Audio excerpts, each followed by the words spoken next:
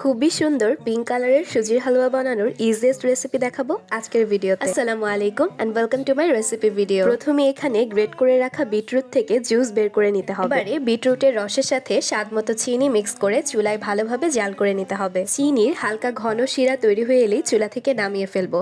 এবারে চুলা একটি প্যানে 2 চামচের মতো ঘি দিয়ে দিচ্ছি। ঘি সম্পূর্ণ মেল্ট হয়ে এলে এবারে দিয়ে দিচ্ছি কিছু বাদাম কুচি ও কিশমিশ। হালকা ব্রাউন করে ফ্রাই করে নিয়ে এবারে দিয়ে দিচ্ছি সুজি। ঘিয়ের সাথে সুজি খুব ভালোভাবে অনেকক্ষণ ভেজে নিতে হবে। এখন ভাজার পর এবারে দিয়ে দিচ্ছি 2টো তেজপাতা, 1 চিমটি লবণ ও অল্প পরিমাণে এলাচের গুঁড়ো। আগের থেকে তৈরি করে রাখা বিটরুটের রস ও চিনির শিরাটি এবারে দিয়ে দিচ্ছি। সুজির সাথে খুব ভালোভাবে মিক্স করে এ পর্যায়ে অনবরত নাড়তে হবে। আগে থেকে চিনির শিরা করে হালুয়াতে অ্যাড করলে সময়ও যেরকম কম লাগে, পরিশ্রমও কম হয়। অনবরত নাড়তে নাড়তে কিছুটা ঘন হয়ে এলে মাঝখানে অ্যাড করেছি পরিমাণ মতো ঘি। এ পর্যায়ে অনবরত জাল করার ফলে সুজির ঘনত্বটা এরকম বেশ আঠালো হয়ে এলে চুলা থেকে নামিয়ে ফেলবো। যে কোনো সমান পাত্রে ঘি মাখিয়ে নিয়ে রান্না করে রাখা সুজির হালুয়া ঢেলে নিচ্ছি। এভাবে চেপে চেপে ছড়িয়ে দিয়ে ঠান্ডা হয়ে এলে পছন্দ মতো শেপ করে তৈরি করে নিব আজকের আমাদের কালারফুল হালুয়া। এখানেই শেষ করছি। আল্লাহ হাফেজ।